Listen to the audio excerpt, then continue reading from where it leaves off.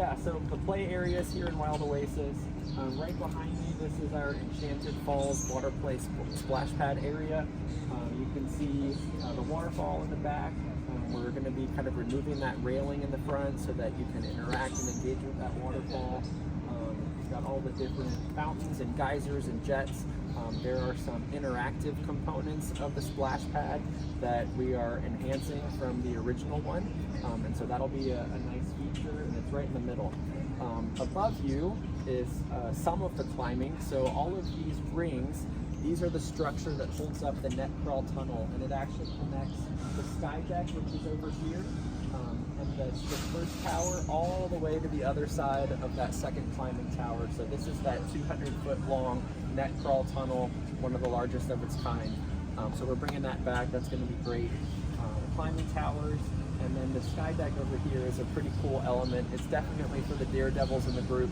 You go all the way up to the 4th floor, and those angled beams you can see, there's actually a panel of netting that goes in between them that you can kind of walk out on, almost like some of those like Sky Deck Chicago, I think is the one where you're on the glass floor.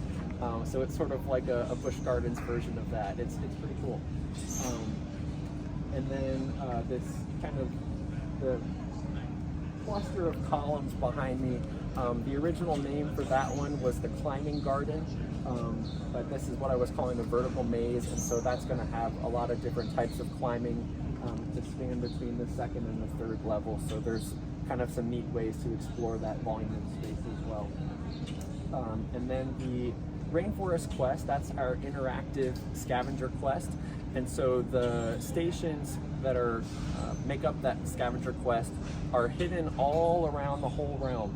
So you'll really have to explore on and engage with all the components. We've got some by the animal habitat. We're going to put one up here at the top of the sky deck. There's some on the ground. There's some over by the cave in the ride area. So it's hidden all around. You'll have to work together to find all of the stations. And then each one is sort of like a puzzle. So if you can match, you'll complete a puzzle and learn something about each one of the animals. And at the end, there's sort of like a matching type game. So if you can remember the animal and the symbol that is revealed as the answer to each puzzle, you can take those back to our, we call it the headquarters scavenger HQ station, and sort of do a matching game, and that reveals some more information about the rainforest.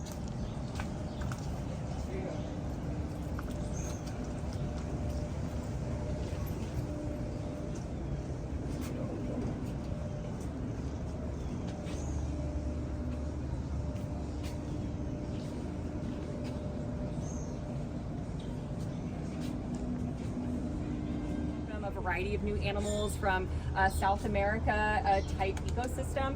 So we have capybaras, giant anteaters, squirrel monkeys, and a variety of tropical birds that will be joining us when Wild Oasis opens. You can see that the habitats behind us really start over on your left-hand side here. They're going to expand all the way around to our left-hand side as you kind of curve around this corner here.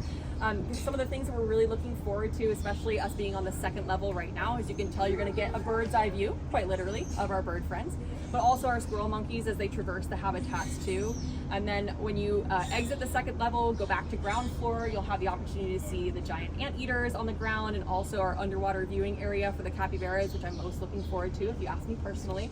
So lots of really cool opportunities to see animals interacting with their environment in a way that they would normally be interacting with their environment out in that South American ecosystem. Rainforests are really cool to have both ground level animals all the way up through the canopy. So we're very excited to be able to show that off and have people experience those animals that way.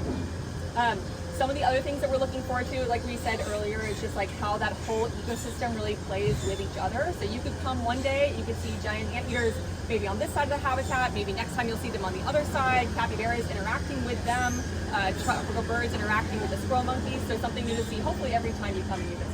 The question was, what goes into like figuring out which animals join us in our collection? It's actually a really collaborative process with our creative design and engineer team. Nick, who you will be able to ask questions to in just a few minutes, is a part of really the big process of like designing that habitat. So it's a really big part of understanding what animals should or shouldn't be with us. We're also taking into account things like climate, right? Like we have a really warm climate, so we're looking for like what animals would adapt well to our climate. We're also looking for what animals would adapt well to each other and interact well with each other.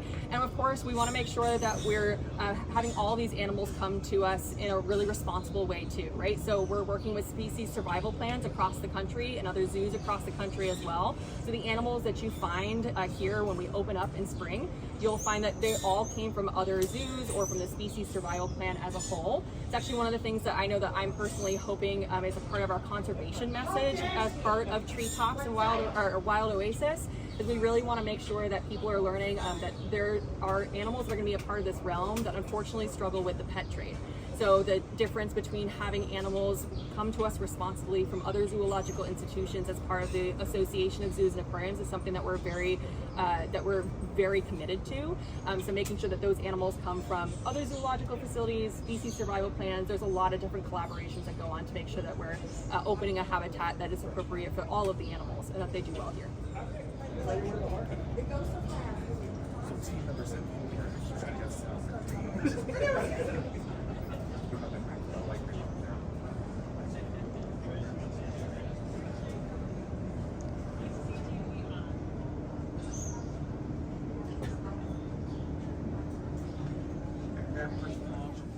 Good morning, everybody. My name is Tony Perry. I'm the project manager here at Busch Gardens, Tampa, and I'm in charge of project managing the Wild Oasis expansion project. Behind me right here, you'll see the future home of the Treetop Drop, completely reconstructed drop tower experience. Some things we're excited to announce today. On either side of the new Treetop Drop, you'll have digital screens installed similar to what we have at Phoenix Rising. They each will be playing an on-ride movie that'll start at the beginning of the cycle and last through the ride experience. The ride will also feature new onboard audio and laser lighting effect on the sides to enhance the experience and create an all-new experience. The ride will be completely rebuilt in kind, new seats, new chairs, completely new experience from the ground up. This looks really cool. What's the new story of the new? So there will be 3 stories. We have yet to release those. That information should be coming soon. And the lighting effect is a laser component that we're adding to the ride, and those lasers will coincide with the story. Same with the audio; that they'll each correspond to its own story. Any other questions? I'll try and get out of the way. I know everyone wants to get pictures and stuff. This opening, obviously this pathway will remain when we reopen Wild Oasis, so guests will still have the ability to come around, take a look at the ride experience from here.